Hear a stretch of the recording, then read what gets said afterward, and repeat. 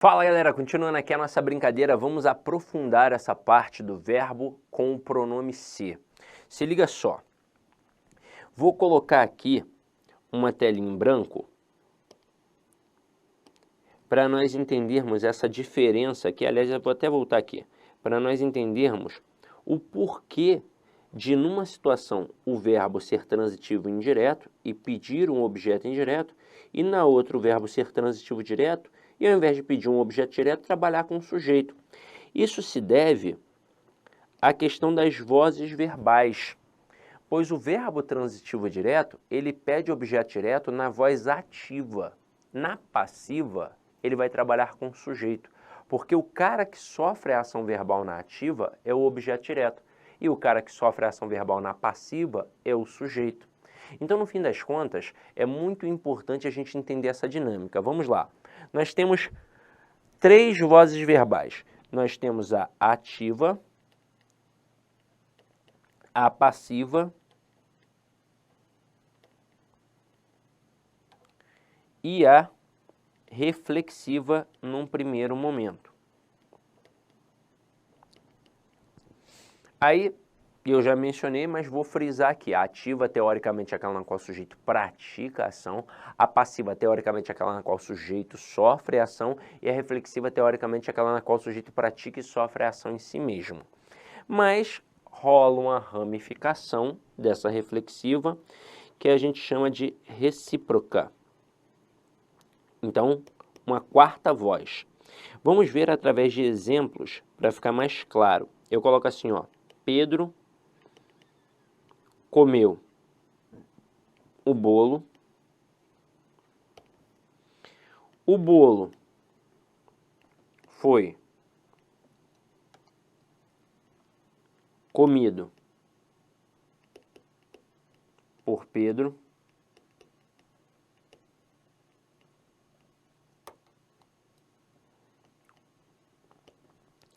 Pedro feriu-se com a faca e Pedro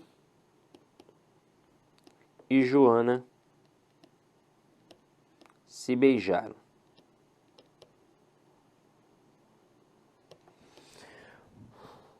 Vamos lá, galera, ó.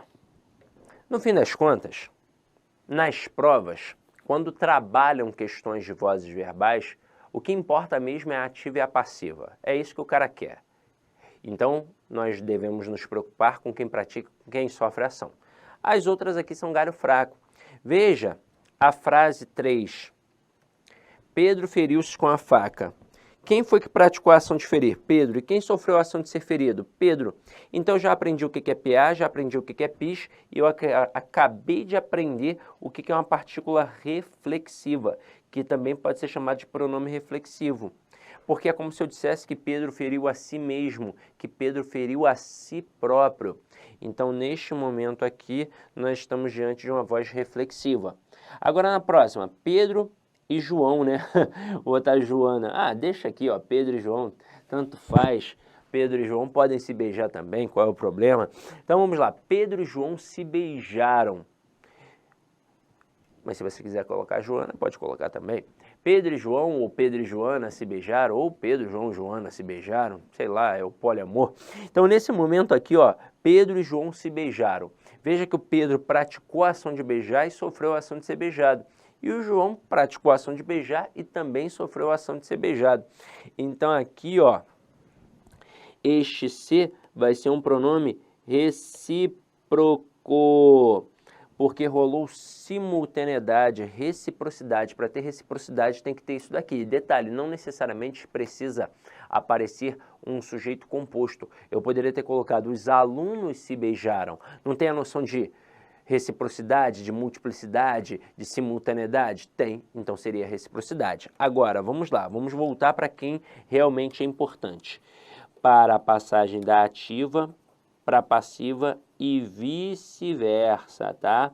Isso aqui é o que nos importa. Detalhe, neste momento tem que ter um singelo conhecimento de quê? De análise sintática, tá? Então, eu já vou de cara te falando que o camarada que pratica ação na ativa é o mesmo camarada que pratica ação na passiva. Eu só vou mudar a função sintática, porque na ativa quem pratica é o sujeito e na passiva quem pratica é o agente da passiva. O mesmo camarada que sofre a ação na ativa vai ser o mesmo camarada que sofre a ação na passiva. Eu só vou mudar a função sintática, pois quem sofre a ação na ativa é o objeto direto e quem sofre a ação na passiva é o sujeito paciente. Então veja aqui, ó, na primeira frase, Pedro comeu o bolo. Eu tenho Pedro, que é o sujeito, comeu, que é um verbo transitivo direto, e o bolo, que é o quê? Um objeto direto. Para passar da ativa para a passiva, a gente tem que fazer assim, ó, um cruzamento. Então vamos lá, ó. Pedro é o cara que pratica a ação na ativa. Ele vai continuar praticando a ação na passiva. Só que na ativa, como eu já disse, quem pratica é o sujeito, e na passiva, quem pratica é o agente da passiva. Agora, ó, veja, o cara que sofre a ação na ativa é o bolo. O bolo vai continuar sofrendo a ação na passiva. Eu só vou mudar a função sintática, porque na ativa quem sofre é o objeto direto e na passiva quem sofre é o sujeito paciente. É isso. Agora, quais são as diferenças básicas que tem aqui nessa mudança? Quando eu transformo o sujeito em objeto direto ou o objeto direto em sujeito, nessa questão de quem sofre a ação, não tem alteração. Eu não vou inserir ou retirar nenhum outro elemento. Do jeito que está, eu coloco. Então, do jeito que está o objeto direto, eu coloco o sujeito paciente. Do jeito que está o sujeito paciente, eu coloco o objeto direto. Agora, quando eu mudo de sujeito para agente da passiva, ou de agente da passiva para sujeito, ou seja, os praticantes da ação verbal, tem uma singela mudança. Porque, como já falamos aqui, o núcleo do sujeito não é preposicionado, mas o agente da passiva sempre é preposicionado. Ou é a preposição por, ou é a preposição de. Tanto que eu poderia dizer a terra era povoada de selvagens. Daria para trocar o de por. Dizer a terra era povoada por selvagens. Agora, se aparecer qualquer outro tipo de preposição, já não é mais agente da passiva. É uma adjunta adverbial de alguma coisa, provavelmente. Então, se eu disser o carro é movido a gasolina, é uma voz passiva. Mas a gasolina não é o agente da passiva. Na verdade, o carro é movido por alguém a gasolina. O que não apareceu foi o agente da ação verbal, ou seja, o agente da passiva. O a gasolina é um adjunto adverbial. Então aqui, ó, veja, além de fazer esse cruzamento, eu tenho que fazer uma transformação da estrutura verbal. Eu tenho que pegar um verbo sozinho e transformar numa locução verbal, em que eu terei um verbo principal no particípio e um verbo auxiliar que vai ser o verbo ser. Mas eu tenho que manter o mesmo tempo e o mesmo modo verbal. Quando eu digo comeu, eu tenho um pretérito perfeito do indicativo. A voz passiva tem que estar no pretérito perfeito do indicativo. Para quê? Para eu não colocar o bolo é comido por Pedro. Então eu tenho que colocar o bolo foi comido por Pedro. E quem vai indicar pretérito perfeito do indicativo vai ser o auxiliar. Se, por exemplo, na voz ativa fosse Pedro comerá o bolo, como é que ia ficar na passiva? O bolo será comido por Pedro. E uma análise final aqui. Lembra que eu falei que o sujeito, o núcleo do sujeito jamais tem preposição e o agente da passiva sempre tem preposição, preposições por e de? Então, aqui está o por, porque aqui eu não coloquei artigo. Mas se eu colocasse o Pedro comeu o bolo, não daria simplesmente para deixar o bolo foi comido por Pedro. Eu teria obrigatoriamente que colocar o bolo foi comido pelo Pedro, pois o por seria o pelo seria a contração da preposição por, mais o artigo o. Então, ó, Pedro comeu o bolo foi comido por Pedro. O Pedro comeu o bolo foi comido pelo Pedro.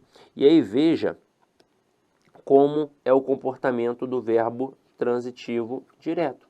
Na ativa ele trabalha com o objeto direto e na passiva com o sujeito paciente, tá?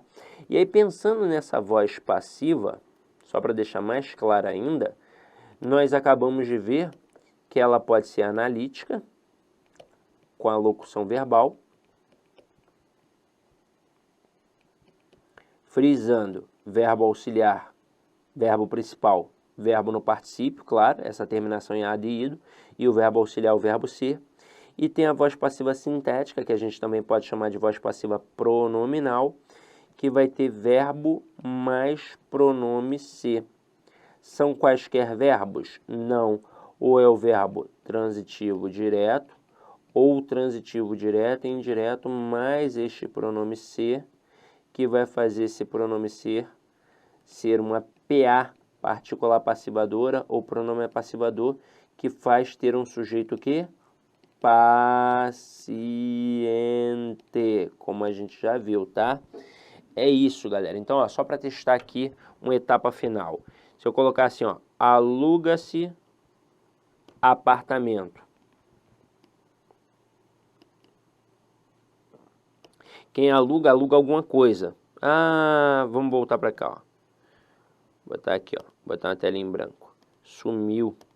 Ó, aluga-se apartamento. Se Doc, eu perdi o que estava ali, é só voltar aí na atual linha e congelar que você vai pegar, tá? Então aqui, ó, aluga-se apartamento. Quem aluga, aluga alguma coisa, verbo transitivo direto. Esse pronome ser aqui é o quê? É uma PA, uma partícula apassivadora. Logo, apartamento aqui é o quê? Sujeito paciente.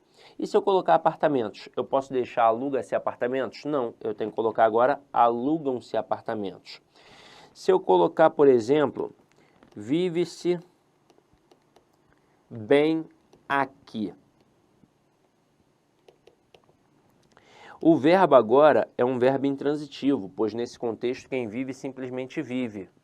E este ser aqui vai ser um PIS, uma partícula de indeterminação do sujeito. Então aqui o sujeito é indeterminado e esse verbo automaticamente fica na terceira pessoa do singular. Pronto, ele não vai flexionar de jeito nenhum. E esse bem aqui é uma circunstância de modo, então seria um adjunto adverbial de modo. E o aqui seria uma circunstância de localidade, então seria um adjunto adverbial de lugar. Aí olhem só duas frases agora que eu vou mostrar aqui para vocês. Comeu-se o bolo e comeu-se do bolo. Veja a sutil diferença. Quando eu coloco comeu-se o bolo, eu tenho um verbo transitivo direto, mais o pronome ser que vai ser chamado de PA. E o bolo vai ser o quê? Sujeito paciente, tanto que eu posso dizer o bolo foi comido. Mas na outra eu tenho um verbo transitivo direto mais um pronome ser. Teoricamente deveria ser uma PA, só que olha aqui o complemento. Está preposicionado e eu não posso preposicionar o núcleo do sujeito. E a PA e o sujeito paciente são estruturas correlacionadas. Uma não vive sem a outra. Então, se tem PA, tem sujeito paciente. Se tem sujeito paciente, tem PA. E aqui não pode ser sujeito paciente. Logo, o pronome ser também não pode ser PA. E se não pode ser PA, vai ser o quê? Então, vai ser PIS. Então, aqui eu vou ter um PIS. E do bolo vai ser o que a gente chama de objeto direto preposicionado. Isso justifica aquele quadrinho. Aí você deve estar pensando, mas caramba, quem é que define essa história de que o núcleo do sujeito não pode ser preposicionado? Nós, falantes comuns da língua portuguesa, não foi o Bechara não. Nós preposicionamos na fala, porque é muito rápido, então acabamos fazendo contrações indevidas. Mas quando a gente olha com calma, a gente mesmo não consegue contrair. Quer ver? Vou mostrar um exemplo aqui para vocês. Vou mudar até a cor da canetinha, ó. Se eu colocar assim, ó, tenho medo do gorila. Ah, não acredito nisso. Eu odeio quando isso acontece. Vamos lá, telinha em branco aqui, ó. Tenho medo do gorila. Você acha que é fácil essa vida de professor? Não é fácil não, você está aqui mexendo na canetinha, na tela e aí some. Não é fácil não, tem que ter uma paciência de Jó para continuar aqui concentrado no conteúdo. Então vamos lá, ó. Tá aqui, ó, tenho medo do gorila. E uma outra frase, tenho medo do gorila fugir. A priori as duas frases parecem corretas, não parecem? Parecem. As duas parecem corretas. O problema é que só a primeira está correta, a segunda não. E aí vamos descobrir o porquê. A verdade é que para cada oração numa construção, eu tenho um sujeito só para ela. Então, se eu tiver um período enorme, com 10 orações diferentes, eu tenho 10 sujeitos, porque eu tenho um sujeito para cada oração, é claro. O sujeito pode ser determinado, indeterminado, ou até mesmo uma oração sem sujeito, mas cada oração tem um referente como sujeito. Então veja que na primeira frase nós temos apenas um verbo. E quem é o sujeito desse verbo? Eu tenho. É o que a gente chama de sujeito oculto. Na segunda frase, nós temos dois verbos. O primeiro já é dominado. Quem é o sujeito? Eu, que a gente chama de sujeito oculto. Mas quem é o sujeito do segundo verbo? Quem é o sujeito da forma verbal fugir? Quem é que pode fugir? O gorila. Ninguém responderia do gorila, todo mundo responderia o gorila. E por quê? Porque a gente simplesmente não consegue preposicionar o núcleo do sujeito. Então a frase correta não é tenho medo do gorila fugir. A frase correta seria tenho medo de o gorila fugir. Porque o núcleo do sujeito, ó, o sujeito do verbo fugir é o gorila. Então assim a gente não preposiciona o núcleo do sujeito. Agora, ó, voltando aqui, vamos falar desse camaradinha. Esse camaradinha pode ser antigo para alguns de vocês. Se você estudou numa boa escola, teve um professor muito dedicado, provavelmente você já aprendeu isso daqui. Agora, se você estudou na escola, mais ou menos, e às vezes esse mais ou menos da escola nem é por conta da instituição em si ou do professor, e sim por conta do público. Era um público que só queria brincar e a Olá, coisa meus não... amigos, minhas amigas. Inicialmente eu peço desculpas pois interrompi os seus estudos, mas essa playlist especial que a LAC Concursos fez especificamente para o concurso da Banrisul 2022. Nessa playlist nós vamos colocar 200 videoaulas do nosso curso. Só que o nosso curso tem mais de 200 aulas, isso garanto para você. Gente, essas aulas são demonstrativas, é para você ter conhecimento da qualidade e a seriedade que nós trabalhamos aqui a questão de concurso público. Você quer assistir o restante dessa videoaula? Você quer fazer o nosso curso completaço? Cara, ponta a ponta do edital, papo reto para vocês, o investimento apenas 10 parcelinhas de R$ 200, é isso mesmo, 10 parcelinhas de R$ 200, você vai assistir na nossa plataforma, você vai ter direito, olha só, ao personal coach. O que é o personal coach? É o estudo em regime de metas, ali nós iremos organizar toda a sua vida no site, a gente vai fazer um painel de controle, tipo amarelo, vermelho, verde porque você cumpriu a meta, vermelho porque você está devendo e amarelo porque cumpriu parcialmente a meta, que são atributos importantes na caminhada aí de quem quer ser aprovado, beleza, galera? Então, vem, não fique bravo comigo aí, porque eu interrompi essa aula sua, mas é uma aula demonstrativa do site lá Concursos, tá certo? Clique aqui embaixo, fale com nossos atendentes ou faça diretamente a sua matrícula, você não vai se arrepender. Forte abraço, fique com Deus, tchau, tchau.